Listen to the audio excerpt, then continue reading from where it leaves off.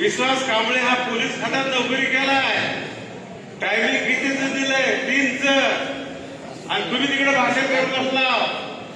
फार माहीतच आहे 3 वाजता डिपार्टमेंटने ताबडतोब ग्रुप लावले आणि मग त्याच्याशी हुज्जत घालायचं. हुज्जत घालणं हा तुमचा धर्मच आहे. ओपनच्या ठिकाणी ओपन द्यायला पाहिजे आणि दलिताच्या ठिकाणी दलित द्यायला पाहिजे. म्हणून तुमच्या बोलण्याला अर्थ नाही, तुमच्या बोलण्याला सीमा नाही. लोकांच्या डोळ्यामध्ये धूळ फेकाचं राजकारण एक पोलीसपर्यंत चाललं.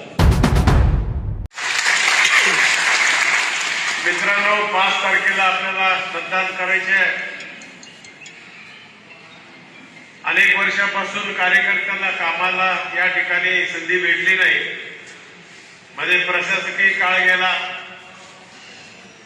जिल्हा परिषद आणि पंचायत समितीचे उमेदवार देत असताना तो त्या भागामधला असला पाहिजे. सहसा एखादी नसला तर मग बाहेरून आपल्याला याद करावं लागेल. परंतु योगायोगाला यावेळेस मात्र आपल्याला 17 गावामधला हा नागराळे भेटलेला आहे. अतिशय सुशिक्षित आहे, नम्र आहे आणि व्यापारी वृत्तीचा आहे. त्याचबरोबर देवाभाऊनी आयुष्यभर सेवा केली. प्रशासन सेवेमध्ये शेतीशी निगडीत त्यांचं नातं आहे आणि गावाकडे आल्यावर देखील ते स्वस्थ बसलेले आहेत. मला समाजाचं काहीतरी देणं लागत आहे आणि म्हणून त्यांनी एक पुनश्चर कंपनी करून आपल्या भागातल्या लोकांची सोय केलेली आहे. ते महेश बँकेचे संचालक देखील आहेत. आणि तिसरी जी भगिनी आहे ती सर्वदे नावाची, ते माझ्या गावातलीच मुलगी आहे.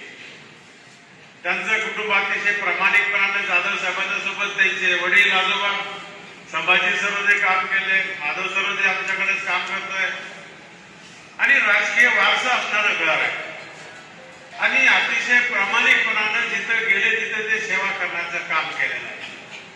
म्हणून असे चांगले आणि गुणी लोक तुम्हाला दिलेले या खांडेकर या. आणि मग सांगत असताना या मतदारसंघाच्या काय अडचणी, काय प्रश्न आहेत, कामं कोणते महत्वाचे आहेत, प्रायोरिटी कोणत्या आहेत, ह्या प्राथमिक तरी या लोकांना माहिती असल्या पाहिजे. मग आज आपल्या रोगडासर मतदारसंघामध्ये मला 19ला आपण प्रचंड मताने आशीर्वाद दिला, 24ला प्रचंड मताने आशीर्वाद दिला, मंत्री होण्याची संधी भेटली. पूर्वीच्या वक्त्यांनी सांगितलं बाबासाहेब कांबळे साहेबांनी, आपल्याला प्रगती करायची असेल तर आपल्याला सिंचनाची व्यवस्था केली पाहिजे. आज आपण बघतोय माझं या वर्षामधलं, या 5 वर्षाच्या काळामधलं सगळ्यात महत्वाचं काम, माझ्या आयुष्यामधलं सगळ्यात महत्वाचं काम राहणार ते म्हणजे लिंबोटीहून आपण 70 किलोमीटर पाणी आणणारा अंतिम टप्प्यात आलेला आहे आणि आपल्या या सगळ्या भागातल्या लोकांना पाण्याची सोय 12 महिने होणार. मग ते बुद्धेगडवाडी असेल, तांबडसांगवी असेल, प्रवीण रेड्डी इथं आलेले, कोपसोई विभाग असेल. नागठाण्याची परिस्थिती तशी झाली आहे. नागठाण्याच्या लोकांना पाणी भेटतंय पण इकडं ताटकळवाला भेटत नाही, प्रचंडाला भेटत नाही. परंतु भविष्याच्या काळामध्ये ह्या सगळ्या लोकांना पाणी भेटणार. 4 ठिकाणी तिथं पंपिंग करू आपण. एक बलवंतपशी पाणी सुटो करतोय, पुन्हा तिथून वृद्धाला चार्जेस बांधतोय, तिथल्या लोकांना त्या घरातून पाणी घेता येईल. पुन्हा तांबडसांगवीच्या डॅम मध्ये करणार आहे, म्हणजे त्यांना पाणी जे कमी पडणार आहे ते देखील कमी पडणार नाही. आणि तिथून मात्र डायरेक्ट झरीला त्या ठिकाणी 2 टीएमसी म्हणजे जे तिरूचा प्रकल्प आहे तेवढं पाणी आपल्याला येणार आहे. अंतिम टप्प्यामध्ये आले 3-4.5 हजार कोटीचा प्रकल्प आहे. उन्हाळ्यामध्ये आता सांगितलं पाणी अंधुरी मतदारसंघामध्ये ते वाय घेत. कांबळे साहेबांनी सांगितलं सोनखेड मानखेडला तिथे 2 बॅरेजेस घेतले, ते अंतिम टप्प्यात आले. उन्हाळ्यामध्ये झालं असतं पण मे महिन्यामध्ये पाऊस पडल्यामुळे त्याला कामाला आपल्याला रोकावं लागलं. तिथे 6 बॅरेजेस होत आहेत.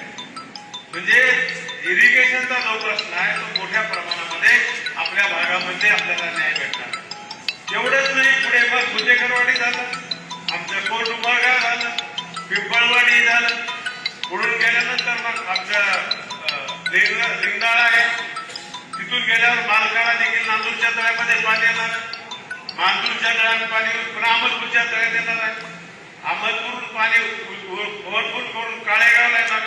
तिकडे तांबट सांगला जाणार आहे आणि तिथून मग पुढे अजून जाणार आहे देलगावच्या सगळ्या जाणार कारण त्याचा फ्लो सगळा लेफ्टला बाजूला आहे आणि मग शिरूरला येणार आहे. शिरूरला कसं सोडता येणार म्हणून शिरूरला येऊन पुढे वळसंगीच्या माळावरून मांडणीच्या डॅममध्ये जाणार आहे. तिथून घोडगा आणि मोगा हे पाण्याला आपल्याला उन्हाळ्यामध्ये काय त्याचा फायदा आहे की पाऊस तिथं जास्त झाल्यानंतर वाहून जाणारं पाणी हे आपण मध्येच उचललो की तिकडं जे यावर्षी बघितलं की ते जुरं वाहून गेले, जनावर मेले. आंध्र प्रदेशामध्ये एक धरण चंद्रशेखरांनी केलं, जगातलं पहिलं धरण आहे. 600 मीटर उंच पाणी, अजब अजब म्हणजे जादू झाली, इमॅजिन आहे. आणि पूर्ण त्याचा तेलंगणा राष्ट्र त्यांनी सुजलाम केलेला आहे. आपल्याला बाकीचं काही करता येत नसेल तर मतदारसंघाला करावं. दुष्काळी नाव या मतदारसंघाचा इतिहासातून पुसून काढण्यासाठी हे निवडणूक. मग आपण विकासाला मतदान करणारा का कोपराच्या कोपराला मूळ लावणाऱ्या माणसाला? तुम्हाला देखील त्यावेळेस संधी दिली होती, तुम्ही काय केला ते सांगा लोकांना. लोकशाहीबद्दल बोलता तुम्ही, लोकशाहीबद्दल आम्ही कुठेतरी आंदोलित भाषण ऐकलं आमच्या मित्राचं. विश्वास कांबळे नावाचा त्याचा फॉर्म वेळेत घेणार नाही. काय सांगितलं लोकांना? यांनी अधिकाऱ्यावर दबाव टाकून त्याला फॉर्म भरू दिला नाही. अरे लोकशाही आहे, तुम्ही 10 वर्ष आमदार राहिला, तुम्हाला काही कळतंय का नाही? म्हणायची पाणी मजावर आली. विश्वास कांबळे हा पोलीस खात्यात नोकरी केलाय, टायमिंग कितीच दिलंय? 3चं. आणि तुम्ही तिकडे भाषण करत असला, फारच माहीतच आहे. 3 वाजता डिपार्टमेंटने ताबडतोब ग्रुप लावले आणि मग त्याच्याशी हुज्जत घालायचं. हुज्जत घालणं हा तुमचा धर्मच आहे. कुठे मार्केट कमिटीच्या मतदान केलं त्या दिवशी हुज्जत घालतात. बोलत असताना सांगितलं की आम्ही दलिताला त्या ठिकाणी उमेदवारी दिलो. अरे जिथं दलिताला उमेदवारी द्यायची तिथं दिली नाही तुम्ही. कशाला कळवळा घेऊन आला तुम्ही? जिथं ओपनची जागा होती ओपनला द्यायला पाहिजे. आणि तुम्ही अहमदपूरच्या नगरपालिकेमध्ये अमित रेड्डीच्या वार्डात, मुन्नाच्या वार्डामध्ये मागासवर्गीयाच्या ठिकाणी लिंगायत समाजाच्या शेतकऱ्यांना उमेदवार दिला. हा अन्याय तुम्ही केला, आम्ही नाही केलो. तुम्ही कशाला बोलता? अरे आम्ही तर अहमदपूरच्या नगरपालिकेत बघा मायक्रो प्लॅनिंग केलं, सोशल इंजिनिअरिंग केलं, मुस्लिम समाजाला 8-9 जागा दिल्या. हे आरपीआयचे दलित समाज आमच्या सोबत राहतात, त्यांची मतं घेतो, त्यांना देखील 4 जागा दिल्या आम्ही. 3 जागा आल्या, एक आमचा मुलगा तरुण थोड्या मताने पराभूत झाला. पण तुम्ही मात्र तिथं सांगता एकीकडे आणि तिथं ओबीसीच्या ठिकाणी मुळ्याला दिलं. तुम्हाला म्हणजे काय म्हणावं तुम्हाला? मला सांगायचं पत्रकार बंधूला विचारा प्रश्न. बाबासाहेब पाटलांनी हा प्रश्न विचारला मला. ओपनच्या ठिकाणी ओपन द्यायला पाहिजे आणि दलिताच्या ठिकाणी दलित द्यायला पाहिजे. म्हणून तुमच्या बोलण्याला अर्थ नाही, तुमच्या बोलण्याला सीमा नाही. लोकांच्या डोळ्यामध्ये धूळ फेकाचं राजकारण 19 पर्यंत चाललं, पण 19 पासून या लोकांनी ओळखलंय. आज मला सांगा, मागे 19 मध्ये आपण रोकडा सावरगावचे पुत्र म्हणतात, खंडाळीचे मानस पुत्र म्हणतात. का तिथं प्राथमिक आरोग्य केंद्र करू शकलो नाही? माझ्या मित्रा पट्ट्याने करून दाखवला. रोकडा सावरगावला काम संपलंय. ग्रामीण भागातल्या सर्वसामान्य माणसासाठी आरोग्याची सोय करायचं काम तिथं केलं. किनगावला देखील ग्रामीण भागाची ग्रामीण रुग्णालयाची मागणी होती. 50 खेडे तिथं राहतात, ग्रामीण रुग्णालय केलं. खंडाळी माझं माग कर्मभूमी आहे म्हणतात. मग कर्मभूमीची आठवण निवडणुकीत त्याची आहे. इतर विकासाच्या वेळेस लक्ष करावं ना तिकडे बी जाऊन. काय खंडाळीच्या लोकांनो, खंडाळी उजना भागात फिरला असता दिसला गेलं का डोळ्याला? कसले रोड उरले? 3000 कोटीचा 311 कोटीचा रोड चाललाय. मनारखड्यामध्ये तर बघितलं आपण कॅनलचं कॉन्क्रिटीकरण केलंय. सगळे गावं हायवेवर आले. आंदोलीकराला तर अहमदपूरहून एक मधूर रोड दिलाय, झाला तो कंप्लीट. आणि आता अहमदपूरचा तो रस्ता आलाय 311 कोटीचा, ते किनगावच्या जवळ आला आणि काही दिवसामध्ये किनगावमधून बाहेर लागला. ह्या रस्त्याला देखील मंजुरी दिली. अजून पुढचा राहिलेला नागठाण्याचा रस्ता करायचा आपल्याला. लाईटचा प्रश्न होता. आज सरकारने चांगल्या प्रकारचं नियोजन केलं देवेंद्र भाऊंनी आणि सौर ऊर्जेचं खूप मोठं काम घेतलं. प्रत्येक 33 LLCVच्या ठिकाणी आपण त्या ठिकाणी अशा प्रकारचं सौर विद्युतीची निर्मिती केली आणि त्या ठिकाणी या वर्षात एकही मला शेतकरी भेटला नाही. ट्रान्सफॉर्मर व्यवस्था केली. सगळे ट्रान्सफॉर्मर नवीन 100-100चे आणून ठेवले. इथे बसलेत आमच्या टाकळ्यावरची मुस्लिम बांधव विचारा. त्यांच्या मस्जिदून आणि गोरगरिबाच्या घरावरून लाईट गेली होती. का दिसली नाही तुम्हाला त्या दिवशी?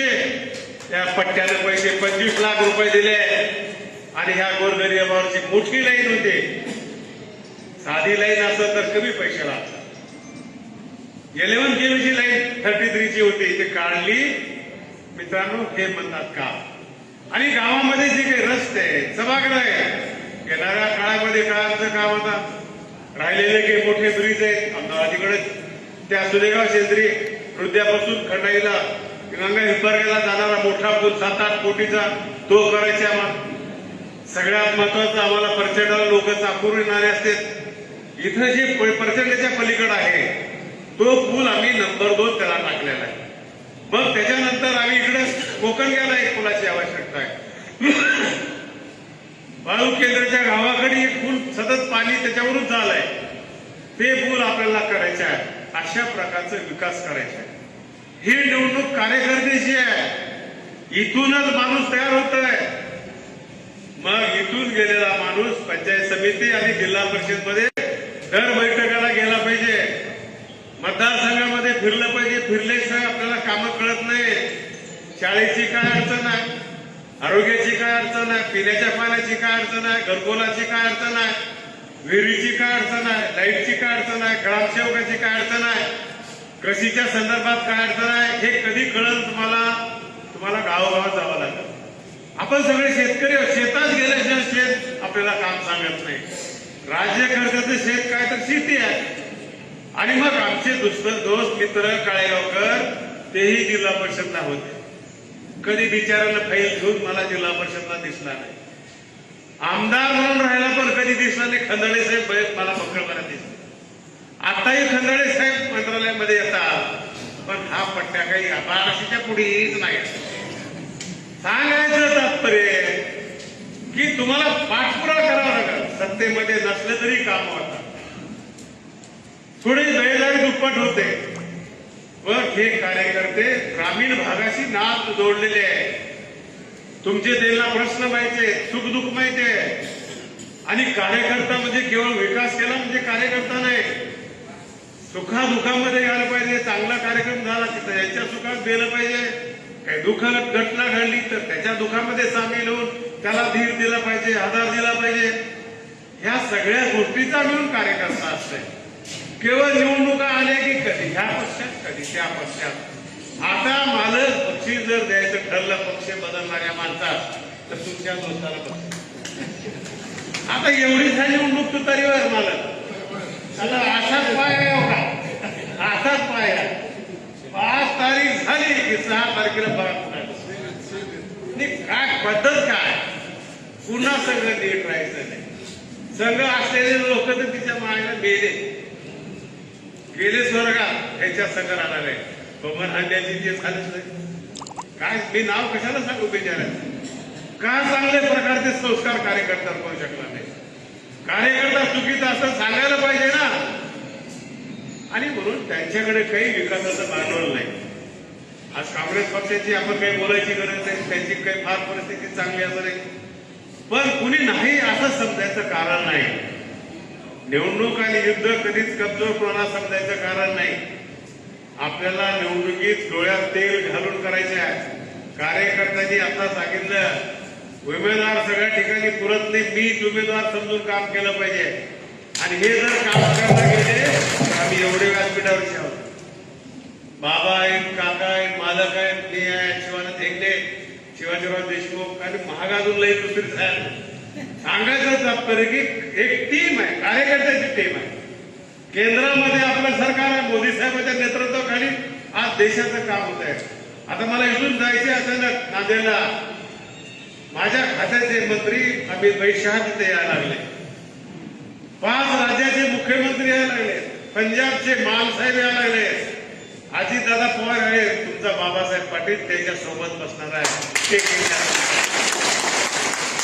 आणि मला म्हणतो गुरु इथे फिरवलाय. अरे वर्षात पूर्ण महाराष्ट्र पालथा घातलाय, सरकार चळवळीला दिशा द्यायचं काम केलंय. मतदारसंघाला वाऱ्यावर सोडून जमतंय का? अगोदर माझा मतदारसंघ आणि त्याच्यानंतर मग बाकीचा सगळा कारभार. त्याही खात्याला न्याय दिला पाहिजे, पक्षालाही न्याय दिला पाहिजे. महायुती केली चलत राहते, चोका होत असतात. नगरपालिकेला केला प्रयत्न थोडासा, जमलं नाही तर नाही. महायुतीतच आहे ना, काय फरक पडणार? कोणतरी बोलकामच आहे, बरोबर आहे, व्हायला नाही पाहिजे होतं ते, पण राहतेच काही समाजामध्ये अशी बी माणसं काही तशी माणसं. आणि म्हणून त्यावेळेस लागलेली ठेस, लातूरला लागलेली ठेस आता मला सुधरून घेऊ द्या. आणि म्हणून अशा प्रकारची या ठिकाणी महायुती केलेली आहे. किनगाव त्यांना दिलंय, भागवतराव आहे, खाली काकू आहे, खंडाळीमध्ये एक तरुण इंजिनियर आहे, आयुष्यभर सेवा केलेली मोठे. अंधुरी गावाला कधी आपण नेतृत्व फार काही दिलं ना, मग त्यांना तिथं दिलंय. पंचायत समितीला आपला सुधीर गोटे तिथं पंचायत समितीला दिलाय. सोशल इंजिनिअरिंग केलं ना आपण, म्हणून तिथं वंजारा समाजाला तिथं आपण दिलंय. डॉक्टर आहेत आपले जे गोंड गुरुजी, त्यांच्या सुनेला आपण दिलंय. आणि त्या निमित्तानं त्या देखील एक दिवस तुमची आरोग्याची सेवा करणार आहे. तिथं झालं आता इकडे आमच्या खंडाळीमध्ये रेखाताई तरडेला दिलंय, बाकीचे खाल्ले उमेदवार त्यांच्यासोबत दिले, त्यांचे चिन्ह वेगळे आहेत, कमळाचे चिन्ह आहेत. जे जे चिन्ह त्यांचे त्यांच्या समोरचं बटन दाबा, घड्याळाच्या समोरचे ते मागा. आणि हळवतीची जागा दिलीपराव मालकाला त्यांच्या पुतण्याला दिली आहे. का दिली आहे? तर प्रकाश मालकाने त्या काळामध्ये खूप चांगलं काम केलं होतं, आज हयात नाही आहे.